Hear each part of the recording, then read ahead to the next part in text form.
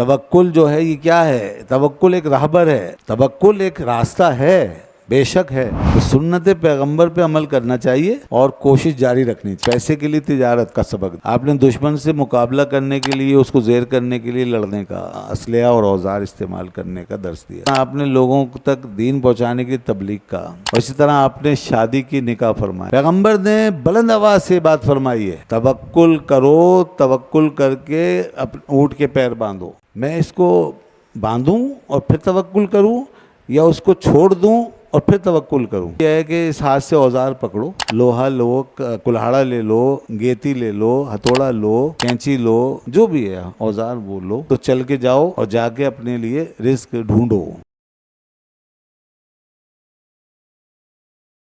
اب آئیے ذرا شعر کی سنیے۔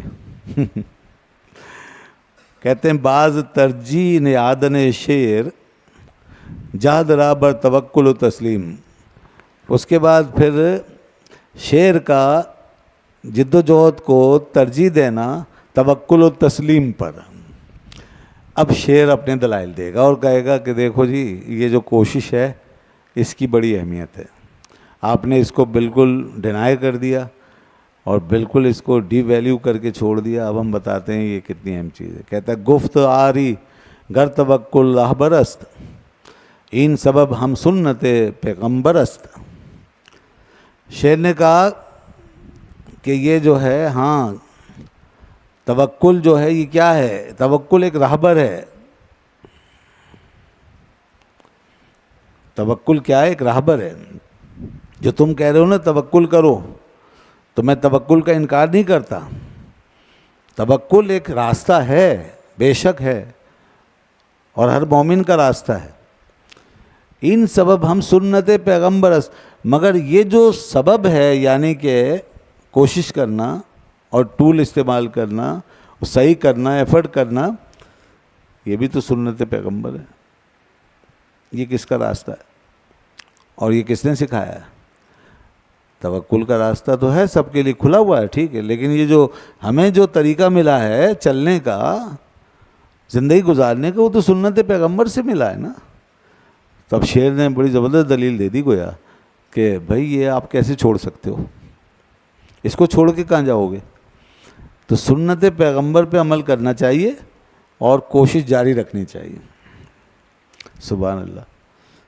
ویسے یہ بہت بڑی اسلام کا اتنا خوبصورت کمبینیشن ہے کہ ہمیں صحیح سے دستکش نہیں ہونے دیا، اور آپ صلی اللہ علیہ وسلم نے یعنی زندگی کے سارے اصول اپنائے، اور جتنے اسباب پائے جاتے تھے ان سب کو بروئے کار لائے۔ دیکھیں نا، آپ نے پیسے کے لیے تجارت کا سبق دیا کہ اگر تمہیں مال دولت کسب حلال کرنا ہے تو تجارت کرو، کسب حلال کہہ لیں، کسب حلال کے لیے تجارت کا آپ نے سبق دیا۔ آپ نے دشمن سے مقابلہ کرنے کے لیے، اس کو زیر کرنے کے لیے لڑنے کی تعلیم دی، تربیت فرمائی، اور اسلحہ اور اوزار استعمال کرنے کا درس دیا۔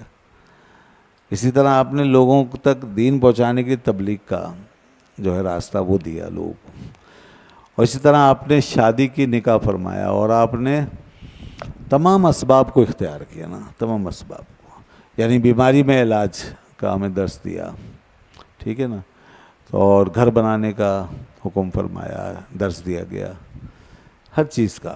تو یہ سنت پیغمبر ہے، یہ توکل کے خلاف نہیں۔ آگے بڑی پیاری بات، اب ایک حدیث سے دلیل لاتے ہیں۔ گفت پیغمبر بے آواز بلند، بر توکل زانوے اشتر بے بند۔ پیغمبر نے بلند آواز سے بات فرمائی ہے، ببانگ دول، بلند آہنگ یہ بات فرمائی، یعنی کہ آپ نے لوگوں کے سامنے اوپنلی یہ بات فرمائی ہے۔ کیا؟ بر توکل زانوے اشتر بے بند، توکل کرو، توکل کر کے اونٹ کے پیر باندھو۔ پیغمبر علیہ السلام نے فرمایا توکل کے ساتھ اونٹ کے گلے میں رسی ڈالو یا اس کے پیر باندھو، ٹھیک ہے نا، زانو پیروں کو کہتے ہیں، ویسے گھٹنے باندھو۔ یہ وہ حدیث ہے، یاد ہے؟ ایک صاحب آئے آپ کی بارگاہ میں، انہوں نے بڑا زبردست مسئلہ پوچھ لیا، گویا کہ کنجی جو ہے دنیا کو پکڑوا دی آپ صلی اللہ علیہ وسلم سے لے کے، اور دنیا کے لیے قیامت تک ایک گویا عقدہ کشائی ہو گئی اس معاملے میں۔ وہ اونٹ پر آئے اور اونٹ باہر چھوڑا، مسجد کے باہر اونٹ کو چھوڑا اور پھر اندر آئے اور عرض کی کہ میں یہ اپنے اونٹ کو آکلو یا رسول اللہ، آکلوہا و اتوکل او اترکوہا و اتوکل، میں اس کو باندھوں اور پھر توکل کروں یا اس کو چھوڑ دوں اور پھر توکل کروں؟ تو یعنی کہ دیکھو آپ، انہوں نے دونوں باتیں پوچھی کہ حضور میں توکل کیسے کروں، آکلوہا اس کو باندھ کے یا اترکوہا اس کو چھوڑ کے؟ تو حضور نے فرمایا ایکلہا و توکل، اس کو باندھو اور توکل کرو۔ آپ نے حل فرمانا، اونٹ کو باندھو پھر توکل کرو۔ تو اس کا مطلب ہے جو اسباب ہیں وہ اختیار کرو اور پھر توکل کرو۔ یہ نہیں ہوتا کہ آپ اسباب چھوڑ کے بیٹھ جائیں، ایسا نہیں ہوتا۔ اللہ تعالیٰ کے رزاق ہونے کا مطلب یہ نہیں کہ آدمی کمانا چھوڑ دے، محنت کرنا چھوڑ دے اور مسلح بچھا کے اور منہ آسمان کی طرف کر لے اور اوپر سے کوئی روٹی ووٹی آنے کا انتظار کرے یا کوئی سالن دیگچی اوپر سے آنے والی ہے، نہیں۔ تو ایسے نہیں ہوتا۔ اللہ کی شان یہ ہے کہ امام غزالی رحمۃ اللہ نے بڑی اچھی بات فرمائی، فرمایا دیکھو قدرت کے اشارے، یہ ہاتھ ہے نا، اس کی بناوٹ الگ ہے، پیر جو ہیں اس کی بناوٹ الگ ہے۔ ہاتھ کی بناوٹ پکڑنے کے لیے کی گئی ہے، یعنی اس کو ڈیزائن کیا گیا ہے اس طرح کی یہ چیزوں کو پکڑے۔ تو اس کا مطلب یہ ہے کہ اس ہاتھ سے اوزار پکڑو، اس ہاتھ میں وہ لے لو، لوہا لو، کلہاڑا لے لو، گیتی لے لو، ہتھوڑا لو، کینچی لو، پلاس لو، جو بھی ہے اوزار وہ لو اور اس سے کام کرو۔ اور پیروں کی بناوٹ ایسی ہے کہ اس سے چلو تو چل کے جاؤ اور جا کے اپنے لیے رزق ڈھونڈو۔ تو یہ ہے اللہ کی طرف سے اشارہ۔ اگر وہ ہم سے یہ چیزیں نہ چاہتا تو ہمارے اعضاء ایسے کیوں بناتا؟